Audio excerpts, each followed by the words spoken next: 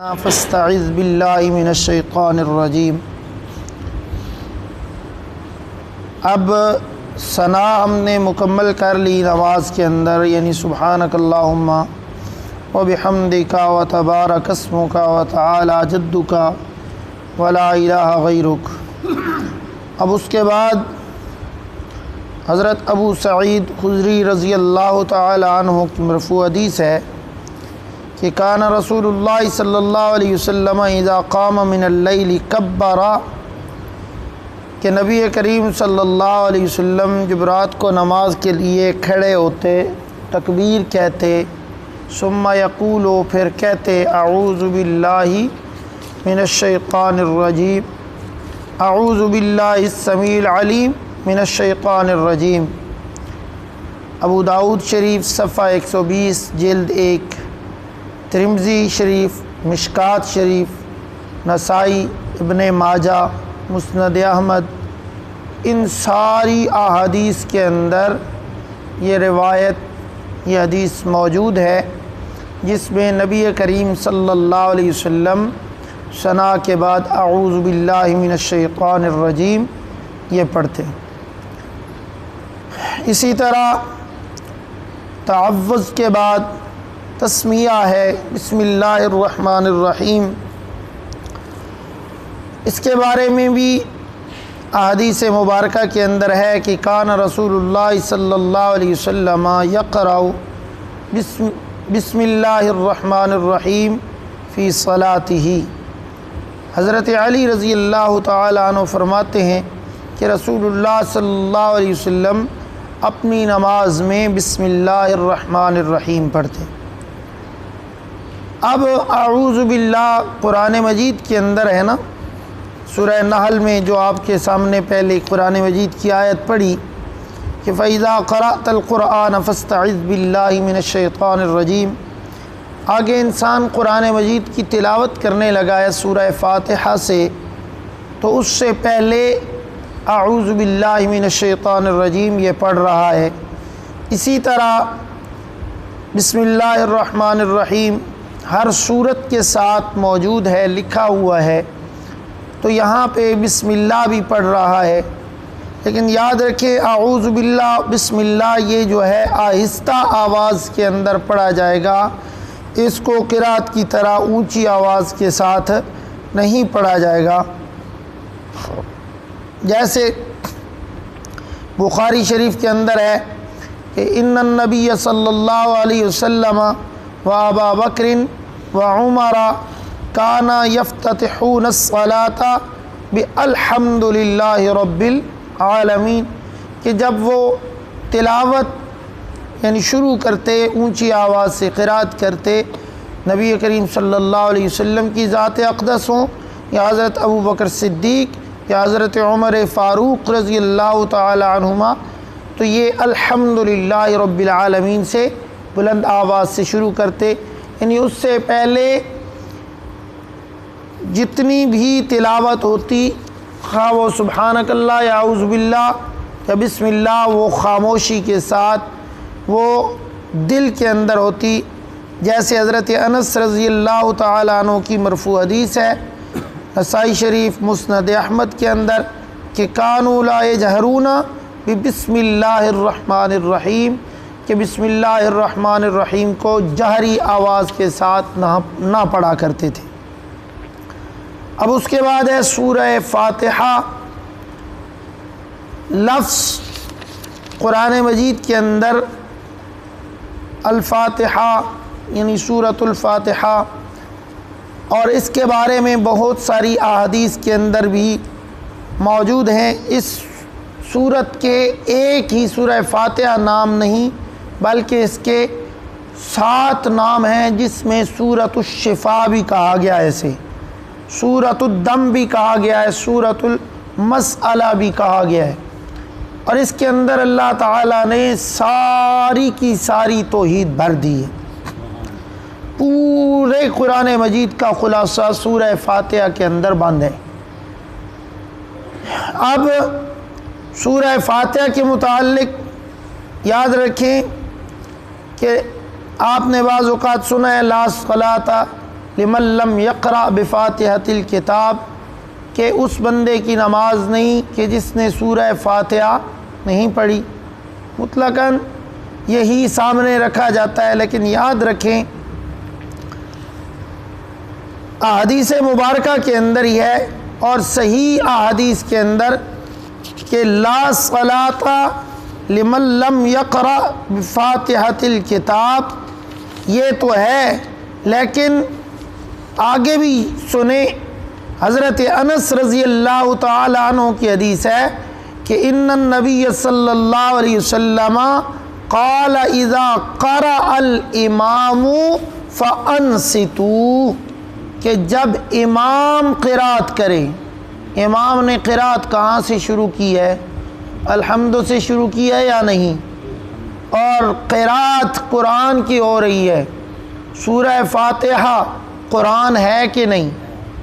وَلَقَدْ آتَيْنَاكَ سَبْعًا مِّنَ الْمَثَانِي وَالْقُرْآنِ الْعَظِيمِ۔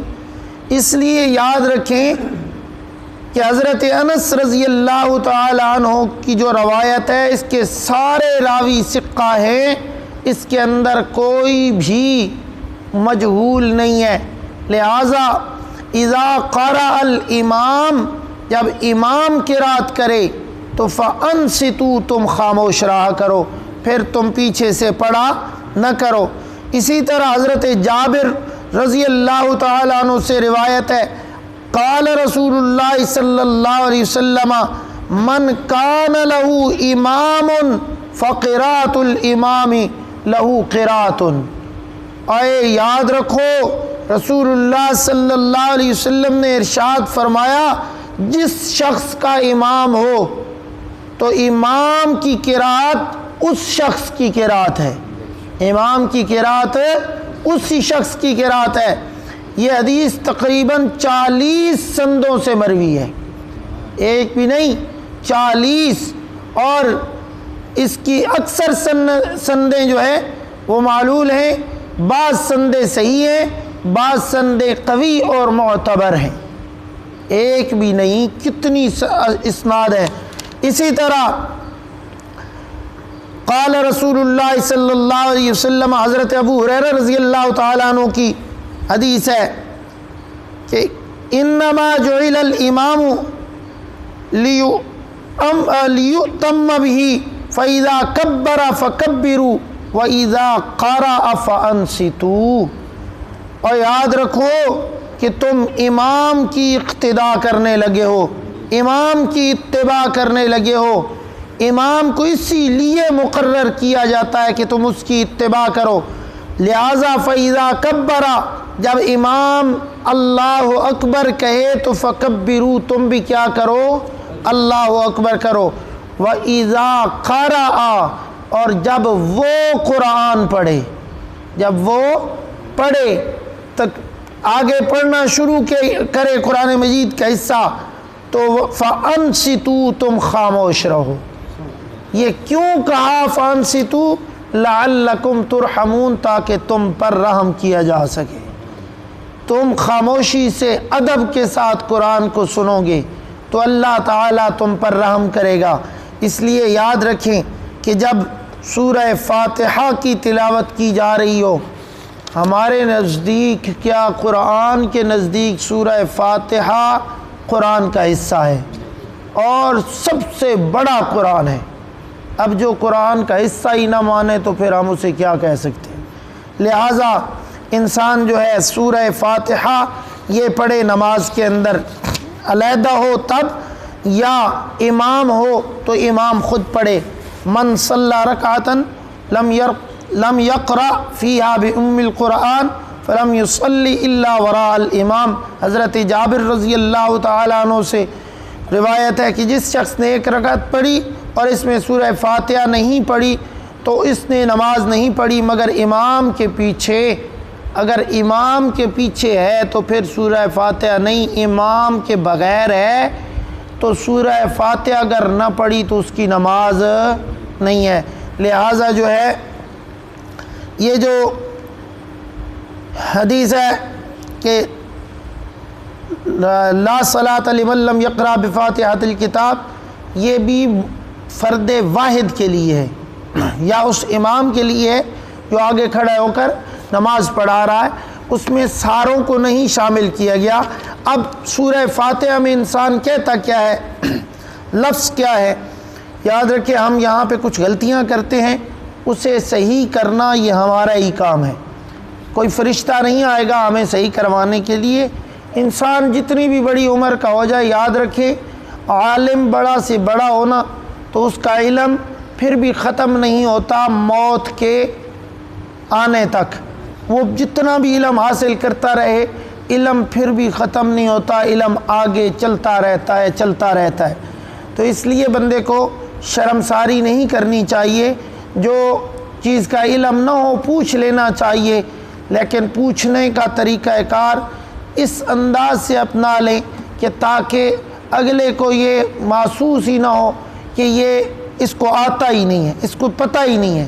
آپ بے شک اس انداز سے پوچھیں، جی یہ مسئلہ کچھ ہمیں سمجھا دیں اس انداز سے، میری کسی سے بات ہوئی ہے اس نے ایسے مسئلہ بیان کیا ہے یا اس طرح کا، تاکہ وہ مسئلہ بھی آپ کو پتہ چل جائے، وہ لفظ بھی آپ سیکھ جائیں اور کسی کو محسوس بھی نہ ہو کہ اسے آتا ہی نہیں۔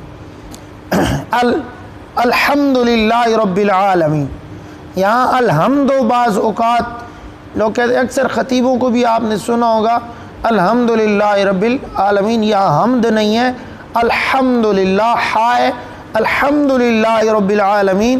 یہاں خالقیت اور ربوبیت ان دونوں کی دلیلیں ہیں کہ یاد رکھو تمام انسان، تمام جتنی بھی مخلوقات ہیں ان کا خالق صرف اللہ کریم کی ذات ہے، اس خالق کے علاوہ دنیا جہان کے اندر کوئی بھی دوسرا اس جیسا خالق نہیں ہے۔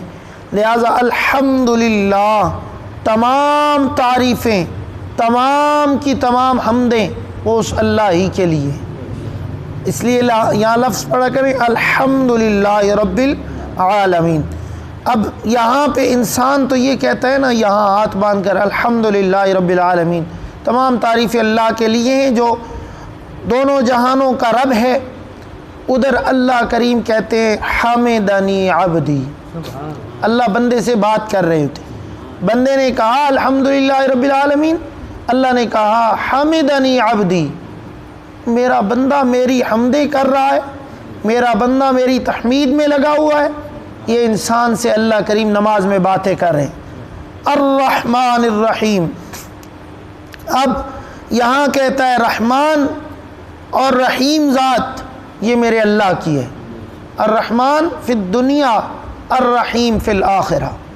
رحمان ذات دنیا کے اندر کافر جو ہے اس پہ بھی مہربان ہے، مسلمان ہے اس پہ بھی مہربان ہے۔ اللہ کافروں کو بھی دیتا ہے کہ نہیں دیتا؟ مسلمانوں سے زائد دیتا ہے، کیونکہ اللہ تعالیٰ نے اپنی رحمان صفت کا یہاں دنیا میں اظہار کیا کہ میں رحمان ہوں، مہربان ہوں کافروں پر بھی، میں مہربان ہوں مسلمانوں پر بھی، اپنوں پر بھی بیگانوں پر بھی۔ چاہوں تو ابو جہل کو کھلا دوں، چاہوں تو محمد کریم صلی اللہ علیہ وسلم کو بھوکا رکھ دوں، چاہوں تو موسیٰ کلیم اللہ کو بھوکا رکھوں، چاہوں تو ان کے دشمن کو اتنی تاج و تخت کے ساتھ اور دنیا کی دولت کے ساتھ نواز دوں، میں رب العالمین کو پوچھنے والا کوئی نہیں۔ الرحمن، میں اتنا رحمان ہوں، اتنا رحمان ہوں کہ میں اللہ اپنے دشمنوں سے بعد کے اندر حساب و کتاب لوں گا، لیکن دنیا کے اندر میں انہیں اپنی تمام نعمتیں دیتا ہوں تاکہ یہ دنیا کے اندر کھا لیں، کل قیامت کے دن یوں نہ کہیں کہ ہمیں تو دنیا میں بھی کچھ نہیں ملا تھا، یہاں پہ بھی کچھ نہیں۔ یہاں پہ اللہ تعالیٰ نے انہیں ہر نعمت سے نوازا ہے، اور مومن مسلمان کو بھی اللہ نے دیا ہے۔ الرحمن، یہ رحمان فی الدنیا الرحیم فی الآخرہ، آخرت کے اندر اور گناہ گار بندہ گیا ہے، ایمان ٹھیک تھا، موحد تھا، لیکن گناہ بہت ہو گئے، غلطیاں بہت ہو گئیں، خطائیں بہت ہو گئیں، وہاں اللہ کے در کے سامنے گیا، اللہ مجھ سے بڑی بھولیں ہو گئیں، مجھ سے بڑی خطائیں ہو گئیں، لیکن اگر آج تو معاف نہ کرے گا تو مجھے کوئی معاف کرنے والا نہیں۔